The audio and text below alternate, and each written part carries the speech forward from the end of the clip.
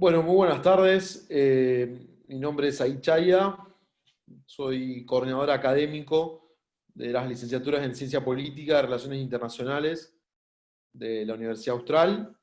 Les doy la bienvenida a este espacio, a este encuentro, un capítulo más de la serie Diálogos de Política Pública que organiza nuestro máster en Políticas Públicas a modo de clase abierta. Francamente, desde la universidad nos parece fundamental hacer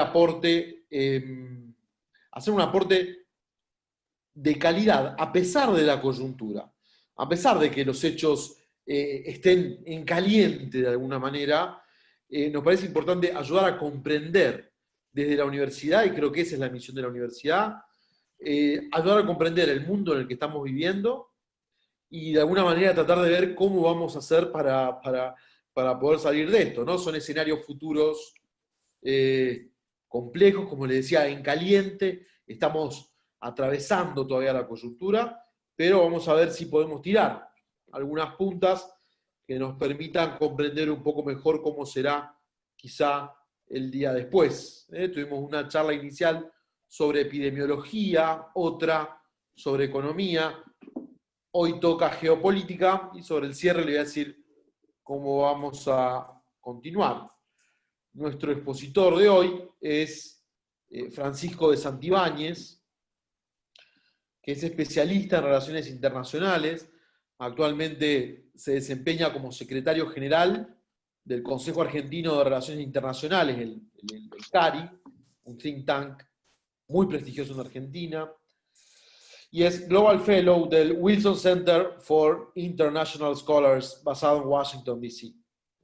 También es profesor, justamente, del Máster en Políticas Públicas de la Universidad Austral. Francisco es autor de varios libros: La Argentina y el Mundo, Claves para una integración exitosa, La Rebelión de las Naciones, Crisis del liberalismo y auge del conservatismo popular, y también de numerosos artículos en revistas especializadas del país y del exterior. Actualmente está colaborando todos los sábados, tiene su columna en Infobae, ahí lo pueden seguir, lo pueden leer. Antes de comenzar con la exposición de Francisco y dar la bienvenida, les sugiero que, bueno, van a darse cuenta que está cerrado, los micrófonos están cerrados, ¿sí? Chequen el audio para ver si funciona todo bien, pero las preguntas las hacen a través del chat, ¿sí? Bueno, Francisco, te damos la bienvenida. Muchas gracias por participar. Bienvenido. Bueno, Said, muchas gracias por las palabras. Muchas gracias al programa por la invitación a hablar hoy. Que, como decías vos, es una continuidad de los temas que ya estábamos conversando y que seguirán mañana y en la mesa de debate. Básicamente yo lo que voy a hablar es un poco cuáles pueden ser los efectos políticos, tanto dentro de las naciones como en las relaciones internacionales, de la crisis que está causando el coronavirus, que es una crisis política, económica y social de enorme magnitud, además de sanitaria, como todos sabemos. Y lo primero que quiero decir es que para encarar un tema como este hay que ser humilde. Tenemos que ser conscientes de que hay un montón de factores que no conocemos, no controlamos, que tienen que ver con la ciencia, con la naturaleza del virus, si va a haber o no va a haber una segunda ola, por ejemplo, y tenemos que ser muy conscientes de la incertidumbre que eso genera. Pero a pesar de eso, quiero compartir algunas ideas para empezar a pensar sobre lo que puede suceder. Y para entender esto, tenemos que situarnos en dónde nos encontrábamos antes de que aparezca la crisis del coronavirus. Y estábamos en un mundo en transición, un sistema internacional en transición.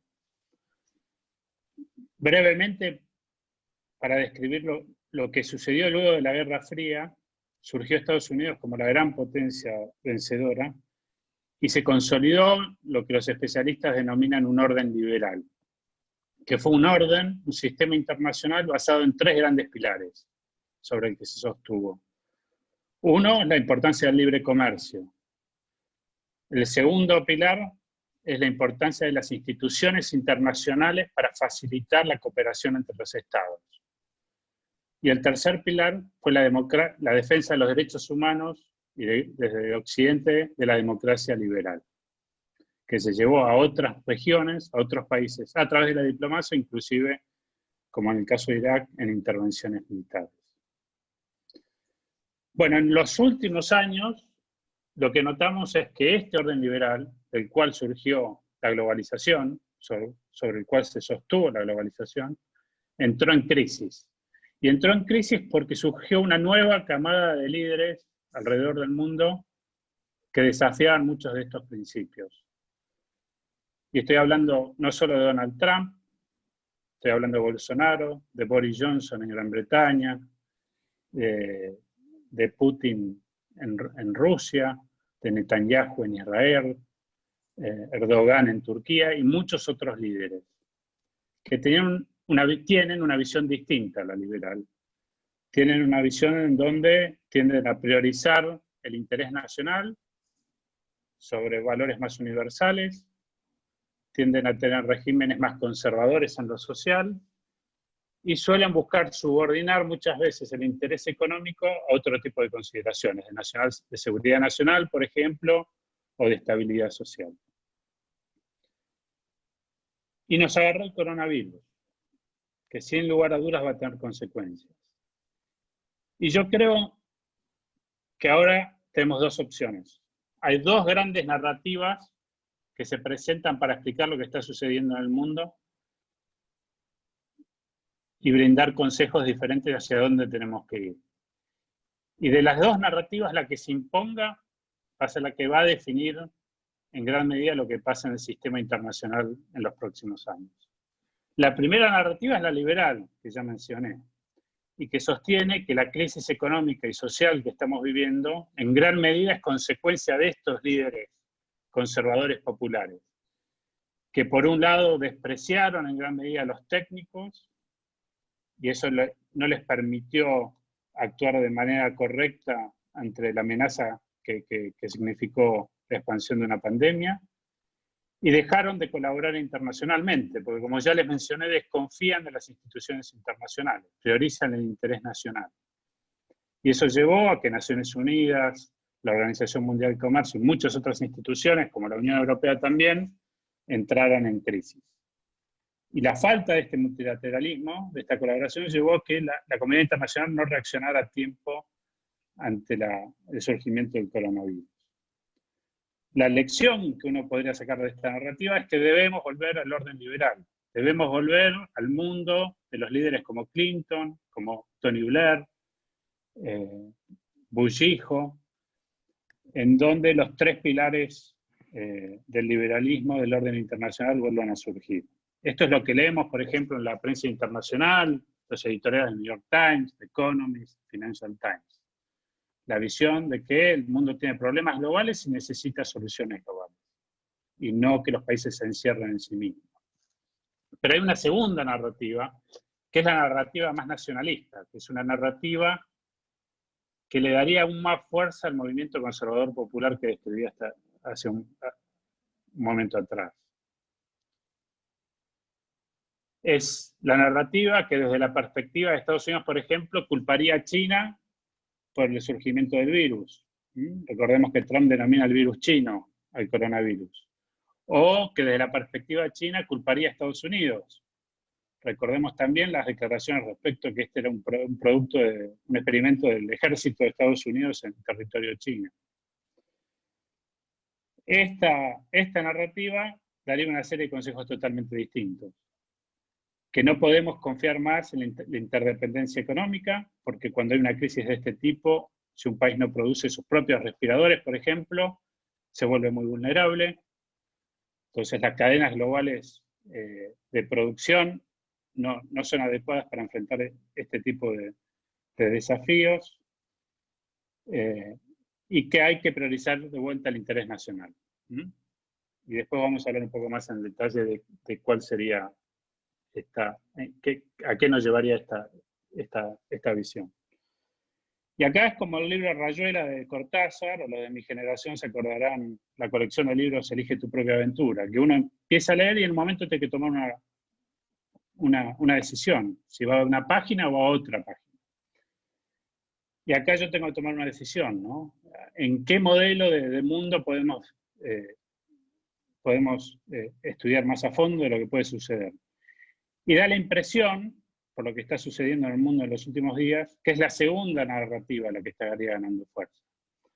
¿Y esto por qué lo digo? Las encuestas, por ejemplo, muestran que los niveles de confianza de los estadounidenses hacia China subieron drásticamente, tanto entre demócratas como republicanos. Vemos que quizás el mayor líder del movimiento liberal en las discusiones internacionales, que es Macron, presidente de Francia, empezó a cambiar su discurso. Y hoy en día tiene un discurso en donde dice que ante crisis como esta es muy importante que Francia tenga autonomía en ciertas áreas de la economía y de la política. O sea, las señales que venimos escuchando es que nos estamos dirigiendo hacia un mundo que acelerarían las tendencias que ya estamos viendo, que estaríamos dejando un orden liberal, un orden internacional liberal, y se consolidaría quizás un orden conservador, algo distinto a lo que vimos en los últimos tiempos. ¿Cómo sería un orden conservador? ¿Qué características tendría?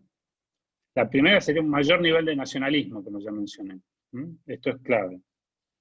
Los estados buscarían estabilidad internacional, pero no promoverían una determinada ideología o sistema de gobierno en otros países.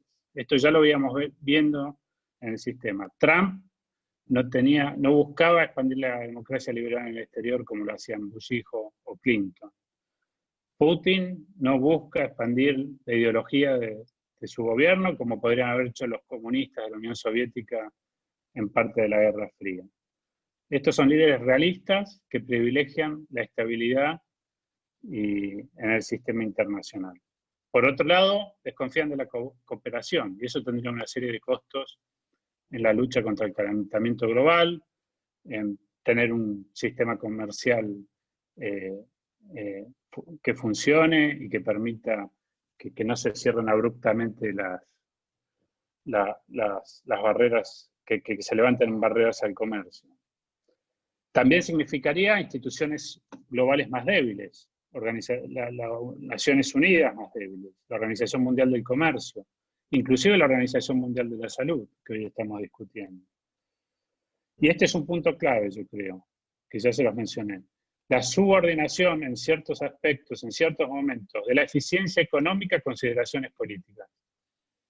Un caso es Putin.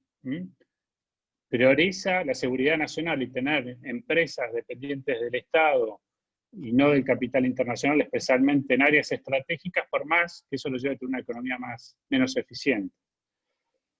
Esto es Trump, para proteger a ciertos sectores de los trabajadores estadounidenses, está dispuesto a imponer barreras al comercio, algo que no hubiese pasado en el orden liberal. Va a haber mayor proteccionismo, pero en mi opinión no estamos hablando de un proteccionismo de los 50, de los 40. No es que países como el nuestro pasarían a producir más remeras que en el pasado, sino que las industrias tecnológicas y estratégicas los países se cerrarían más. Y hay un ejemplo muy claro que es Japón. Japón ya anunció hace poco que iba a dar créditos a sus compañías para que dejen de producir en China, para que se independicen, bajen los niveles de interdependencia con la economía china. Y por supuesto acá hay una lógica política que ahora en países como Francia o Japón da la impresión que empieza a ganar terreno y ya lo había ganado en países como Estados Unidos. Otro tema, que esto forma parte más quizás del inconsciente colectivo que una decisión racional. Se va a culpar a la inmigración, a los refugiados, en parte de la llegada del coronavirus o de otro tipo de males. Trump anunció hace un par de días que suspendía la inmigración a los Estados Unidos por determinado tiempo, dada la crisis del coronavirus. Yo creo que los flujos de inmigración van a ser menores. Esto lo vamos a notar en gran parte del mundo y corresponde con esta nueva lógica. Otro punto donde me quiero detener es el multilateralismo. El multilateralismo es la colaboración entre los estados para lograr un objetivo común. Y el multilateralismo ya estaba muy debilitado antes de la llegada del coronavirus, por los motivos que di, pero también por la propia responsabilidad de los líderes liberales, que crearon instituciones internacionales muchas veces con un nivel de ambición tal que llevó a que se defrauden muchas de las poblaciones que no querían que las instituciones ganasen demasiado poder respecto a los estados nacionales. Y un ejemplo de esto es la Unión Europea, ¿no? Las élites de la Unión Europea envisionaron, en la última etapa de la construcción de la Unión Europea, una Unión Europea que en parte estuviese por arriba de los Estados-nación, ¿no? Que existiese una identidad europea distinta a las identidades nacionales. Y las poblaciones no quisieron que suceda eso. Y no solo me refiero al caso del Brexit en Gran Bretaña, sino en Francia, cuando se llevó un plebiscito la Constitución Europea, esta Constitución no fue aprobada por la población francesa, porque no estaba de acuerdo en este sentido de identidad europeo tan fuerte. Ya estamos viendo la crisis en Europa, de vuelta en Italia. Uno ve las encuestas en Italia, la oposición a mantenerse en la Unión Europea subió 20 puntos. Hoy en día la mitad de la población italiana está a favor de salirse de la Unión Europea. De vuelta, son una señal más de que la segunda de las narrativas parece ser la que de a poco se está imponiendo. Entonces, yo creo que debemos trabajar, debemos ser conscientes que el coronavirus también nos demuestra claramente que el multilateralismo es necesario. Los problemas globales requieren de soluciones globales que solo el conjunto de estados pueden alcanzar.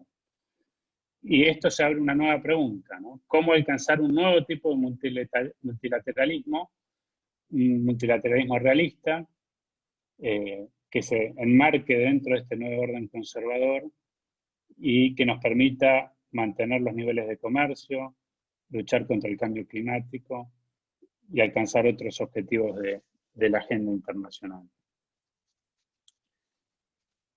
Es en los momentos de crisis donde surgen este tipo de nacionalismos, ¿no? Hay un ejemplo claro, el de Merkel, dando el discurso de emergencia nacional a los alemanes, en donde en ningún momento menciona a la Unión Europea. Y esto es natural.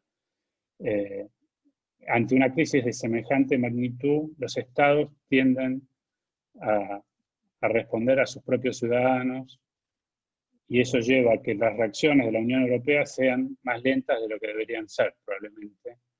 Y esto genera una crisis de confianza que ahora yo creo que es uno de los desafíos que enfrentan las élites europeas. Y este repaso por el sistema internacional futuro lo quiero terminar con quizás el punto más importante, que es lo que ya veíamos viendo en el mundo en los últimos años, que era un afianzamiento de la competencia estratégica entre las dos grandes potencias del mundo, que son los Estados Unidos y China. Si uno analiza la distribución de poder en el mundo, lo que encuentra tanto en poder económico como militar, que hay dos grandes potencias que son China y Estados Unidos. Un mundo bipolar y no multipolar. La distancia con el resto de los países es muy grande. Y la consolidación de líderes conservadores ha llevado a un mayor grado de nacionalismo y que estas tensiones sean más evidentes. Y es muy probable que si triunfa, se impone la segunda de las narrativas, veamos que ese conflicto estratégico entre China y Estados Unidos se traslade también a otras regiones. La Unión Europea, eso es un desafío. La Unión Europea se creó para evitar, en parte, que vuelvan a tener lugar los conflictos de la Primera Guerra Mundial, la Segunda y conflictos anteriores. Y fue exitosa, muy exitosa en ese sentido. Y ahora enfrenta un desafío enorme de no quedar atrapada en esta disputa entre dos grandes potencias, en donde algunos estados tienden a estar más cerca de Estados Unidos y otros más cerca de China, que de hecho es el mismo desafío que enfrentamos los sudamericanos en estos años. Hasta ahora yo vine mencionando estas dos narrativas y que se triunfaba la segunda narrativa, lo que iba a suceder era la consolidación del conservadurismo popular. Pero existe un riesgo mayor, yo creo que tenemos que prestar atención, un riesgo similar al que ocurrió en Europa luego de la Primera Guerra Mundial, y es que el temor a los enemigos internos y externos, la crisis de una magnitud enorme social y económica que causa el coronavirus, pueda llevar a que las sociedades quieran delegar en el Estado, en ciertos líderes, identificar al Estado con un líder superpoderoso, la seguridad nacional, ¿no? Y eso es lo que fue en parte el fascismo, los movimientos nacionales nacionalistas de principio del siglo XX en Europa.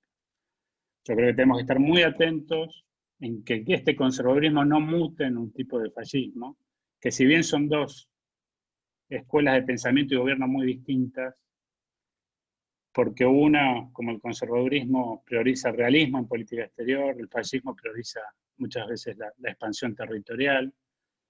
En el fascismo el Estado juega el rol central, el conservadurismo se valora más las instituciones, los cuerpos intermedios de la sociedad civil sobre el Estado. Y el rol de la religión, que es otra gran diferencia entre los dos movimientos. Puede suceder, como pasó en Europa, que haya una mutación que derive en este tipo de movimientos. Entonces yo creo que quizás dejar planteada esa pregunta, si esto puede llegar a suceder y cómo detenerlo. Y ya para terminar, creo que sí hay una gran lección que sacar de la crisis del coronavirus, y es la necesidad de tener clases dirigentes abiertas, meritocráticas, que piensen y actúen en base al pensamiento estratégico. Y esto es algo que se mostró que gran parte del mundo no estaba preparado. La excepción quizás fue Asia, muchos países de Asia, algunas democracias liberales, otras no, que reaccionaron bien, en parte porque en el 2002-2003 tuvieron que lidiar con la epidemia del SARS, y eso les llevó a tener planes, infraestructura para enfrentar una crisis similar. Pero luego muchos países no estuvieron preparados. Y el pensamiento estratégico es, en parte, elaborar escenarios poco probables, pero posibles, que van a afectar el interés del país y generar una gran emergencia. Y para evitar esa emergencia hay que prepararse en el día de hoy.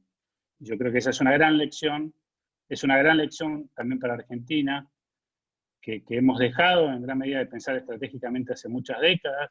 Vivimos de emergencia en emergencia, con una clase dirigente que se especializa por necesidad en apagar fuegos y no en prestarle debida atención, no solo a temas sanitarios como este, pero temas de la agenda internacional, temas de seguridad internacional, que pueden afectar nuestros intereses también en el futuro, ¿no? Shocks externos como el del coronavirus los vamos a volver a tener, y creo que la lección es que tenemos que empezar a pensar estratégicamente estos temas.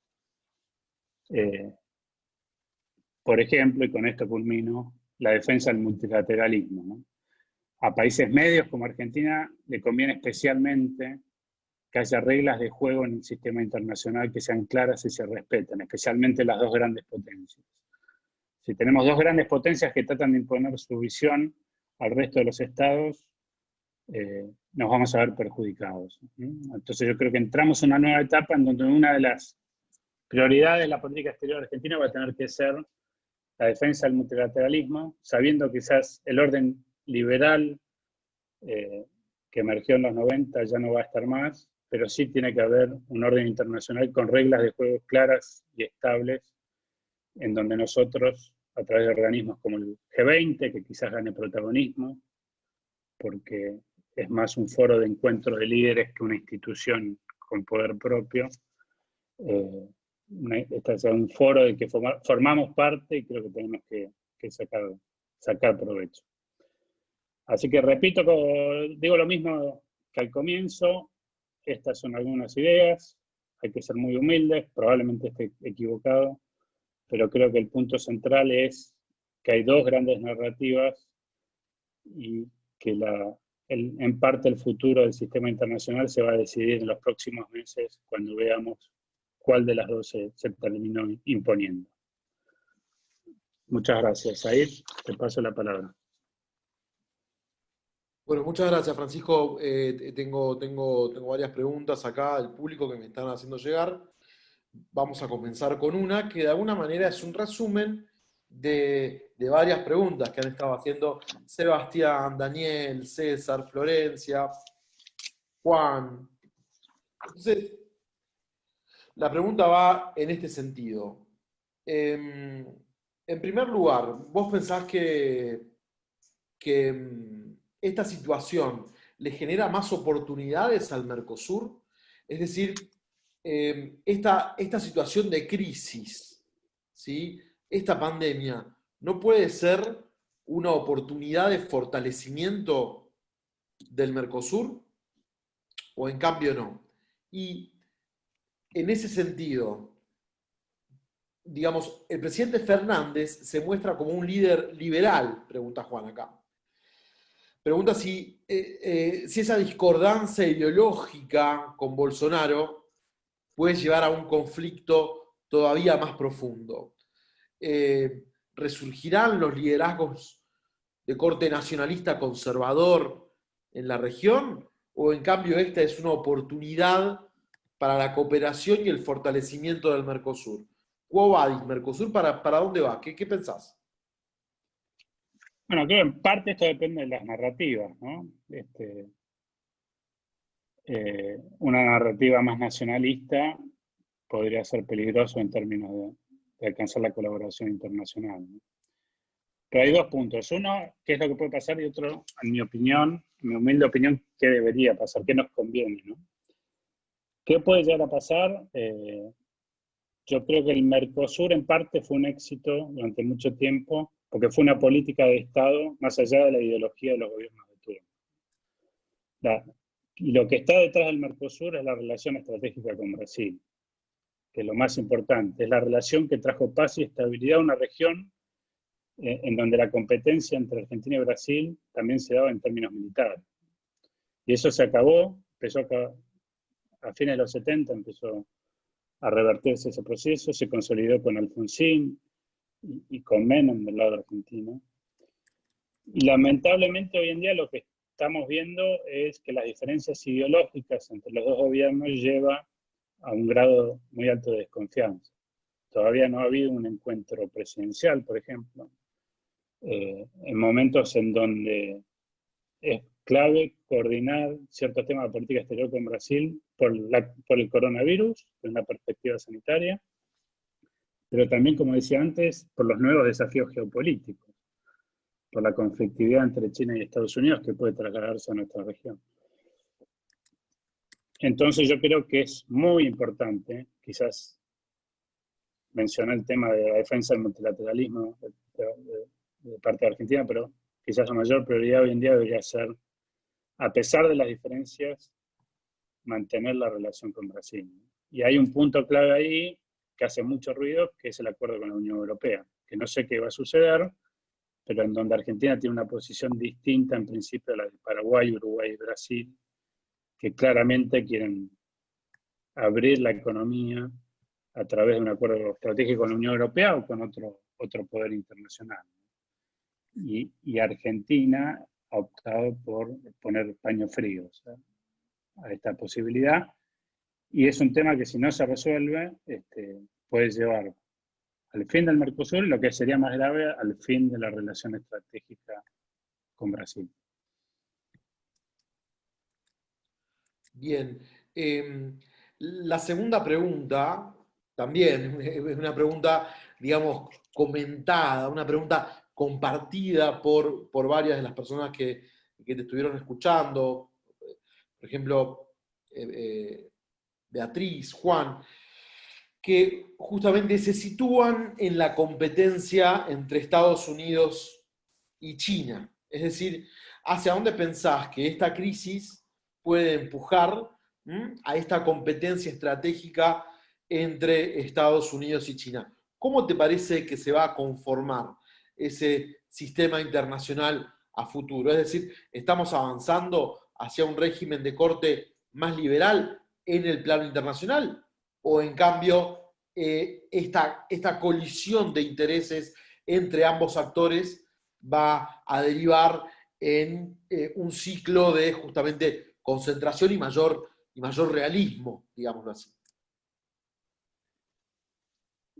Bueno, me da la impresión que un Estado como, pongamos el caso de Estados Unidos, ¿no?, puede tener una política exterior más ideologizada, como fue la promoción de la democracia liberal, cuando tiene margen de maniobra para hacer eso.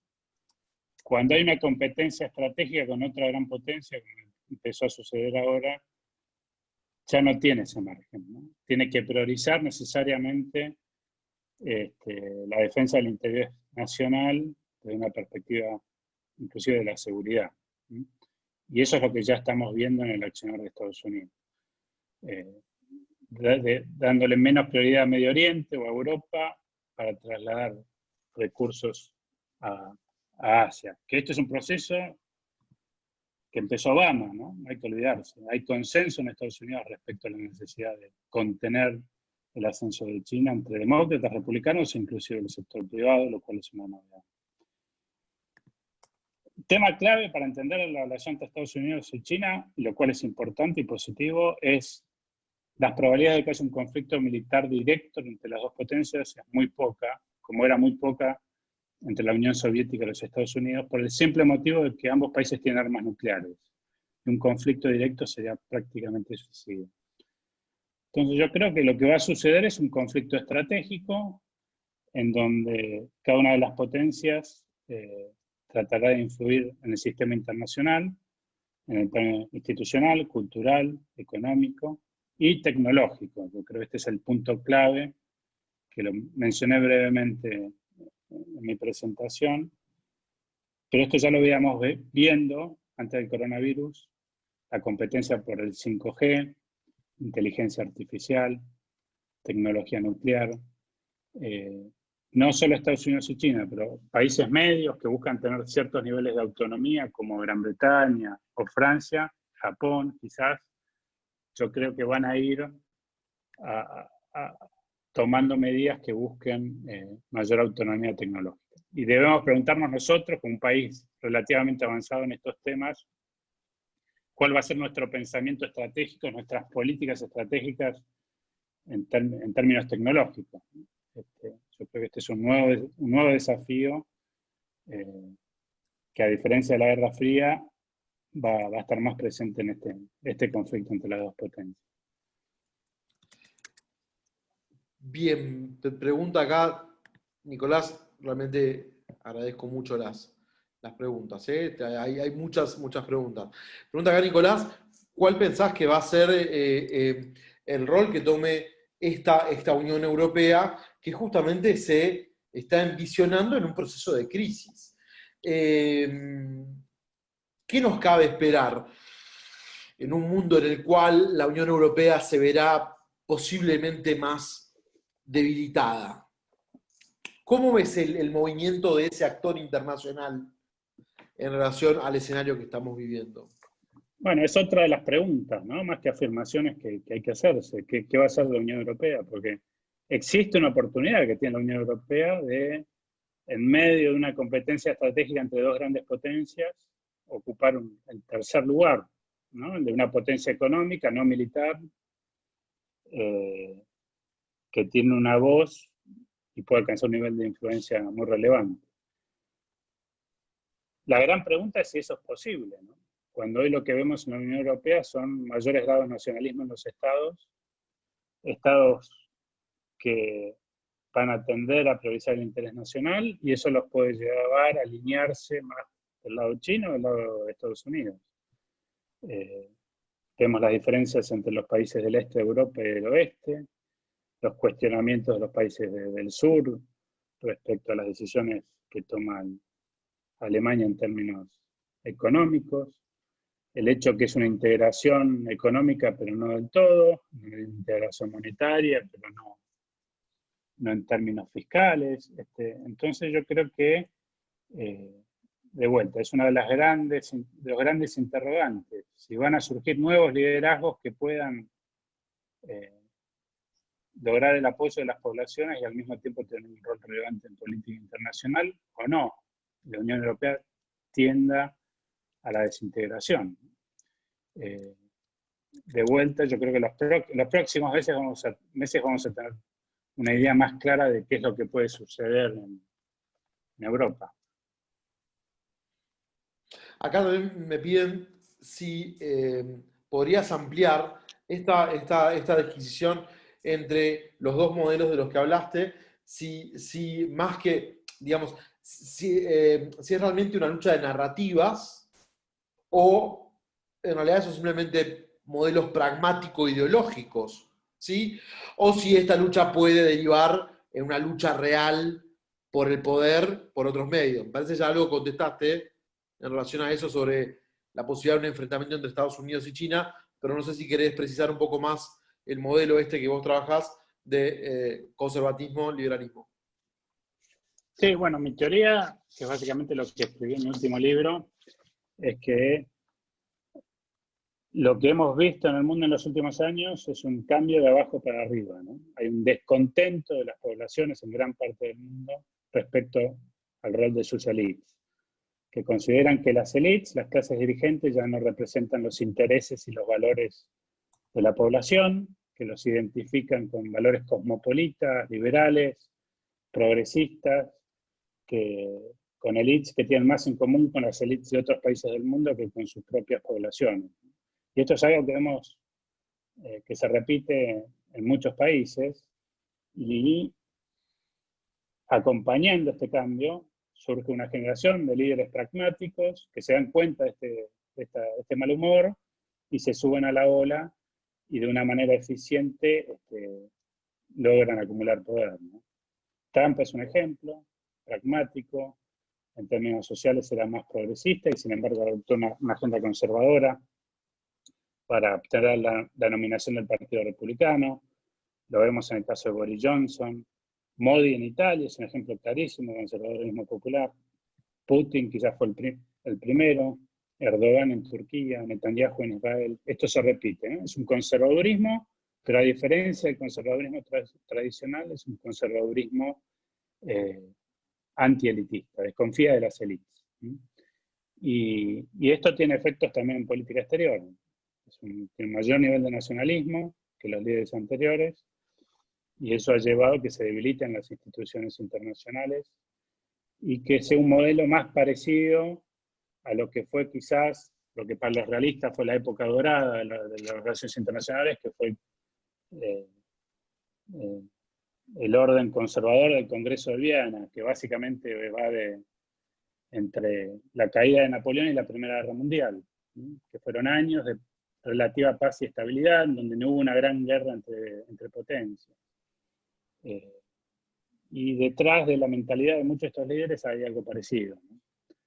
Por eso decía que el G20 tiene un rol importante que jugar, porque no busca tener autonomía, definir las reglas, que los estados le cedan soberanía, sino que es tan solo un foro de encuentro en donde, como ocurría durante el orden conservador anterior, los líderes se encontraban, compartían opiniones, informaciones o bajaban los niveles de incertidumbre, y con menores niveles de incertidumbre venían menores niveles de conflicto.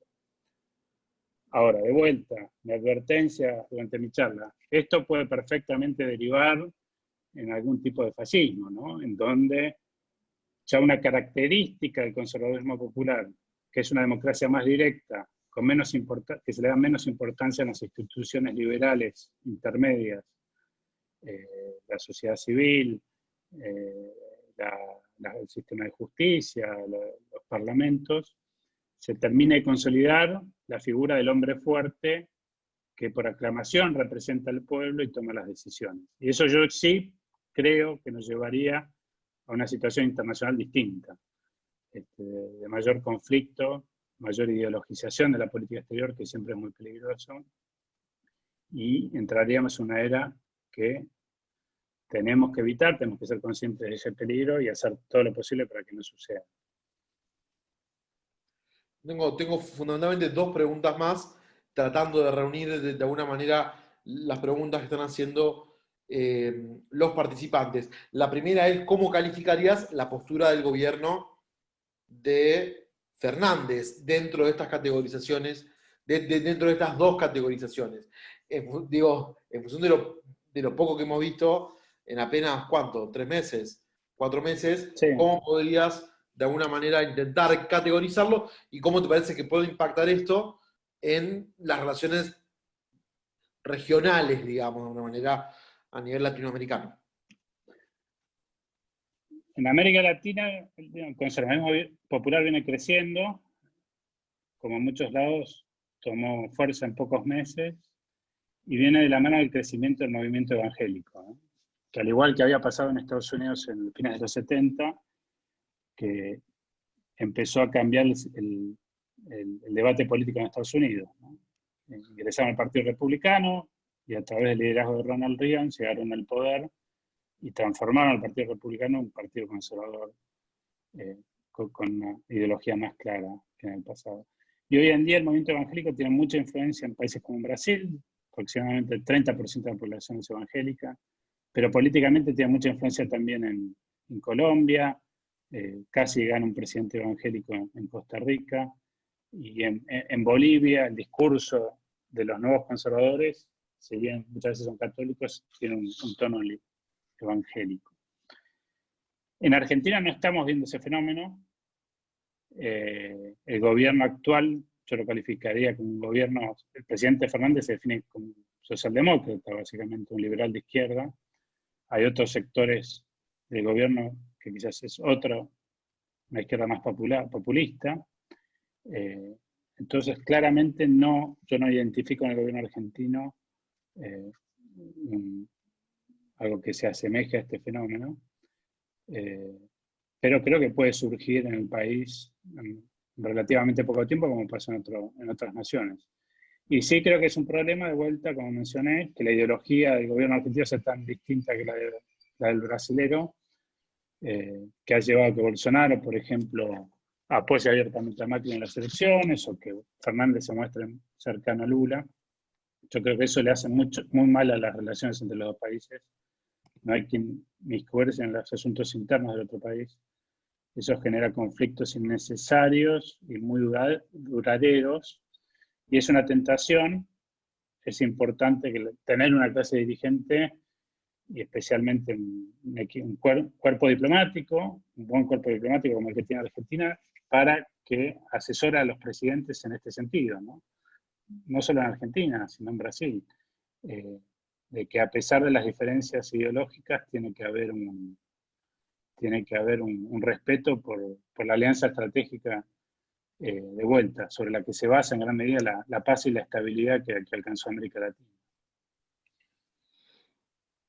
Como para ir cerrando, mirá, acá también hay un contrapunto muy interesante del que justamente hablan Josefina, también habla Jorge. En realidad, plantean los dos, cada uno a su manera, la aparición de este orden conservador, ¿sí? Es consecuencia del fracaso del liberalismo. Es decir, no es una novedad, sino que hay una crisis en el orden liberal que genera la aparición de este orden, ¿no? ¿Vos pensás que desde ese orden liberal hay alguna forma de autocrítica o quizá de conversión de actores liberales en actores conservadores? ¿O hay una autocrítica en el propio orden liberal? No, de hecho me parece que es un punto muy importante, ¿no? A mí lo que me sorprende de todo este debate es que no hay una autocrítica desde la perspectiva liberal, de los intelectuales liberales, de los políticos liberales, sobre qué se hizo mal para que el mundo esté como está, ¿no? Porque es difícil encontrar líderes liberales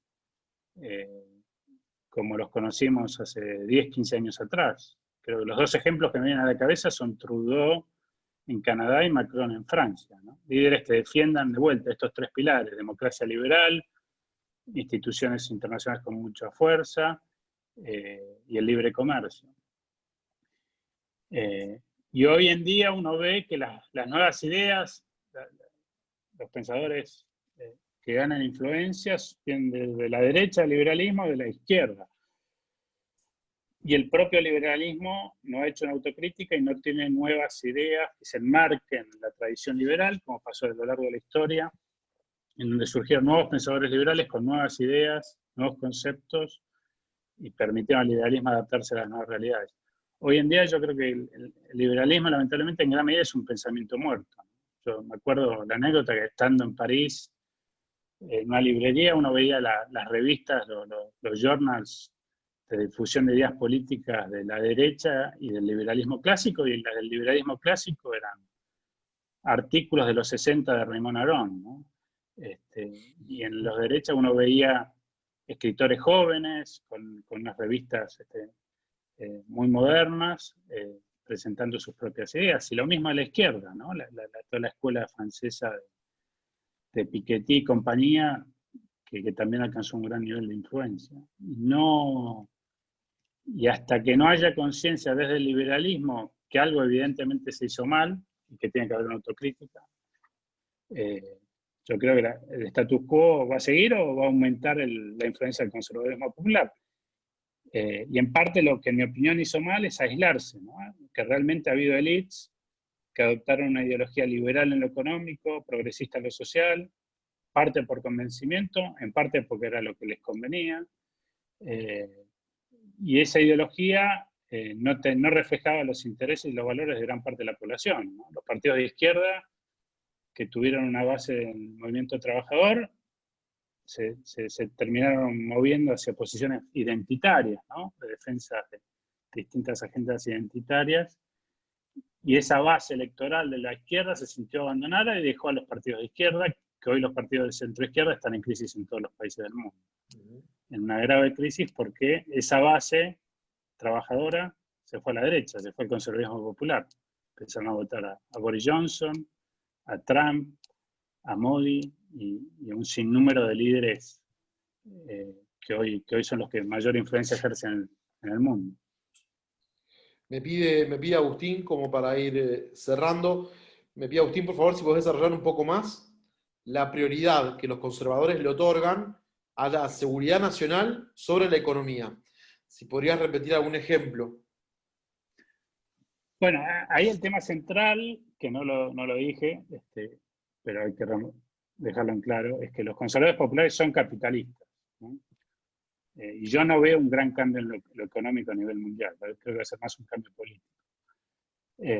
Pero es un conservadurismo, como lo es históricamente en la corriente conservadora, un capitalismo que muchas veces se busca subordinar a otro tipo de intereses políticos o sociales.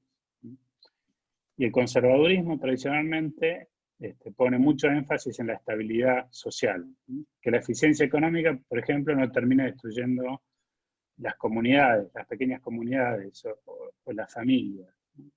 Entonces yo creo que ahí hay una corriente de pensamiento importante, principio de subsidiariedad, por ejemplo, una vuelta a valorar las comunidades pequeñas, incluso si son modelos económicos poco eficientes. Y la otra línea del conservadurismo es la seguridad nacional, ¿no? Que un alto grado de interdependencia económica te vuelve más vulnerable en lo militar, por ejemplo. Que eso claramente fue un modelo que adoptó Putin, como ya mencioné, pero que creo que especialmente en el área tecnológica lo vamos a ver más seguido, ¿no? De hecho, hasta la Unión Europea tenía su propio proyecto de sistemas satelitales de geolocalización, ¿no? Para diferenciarse de Estados Unidos.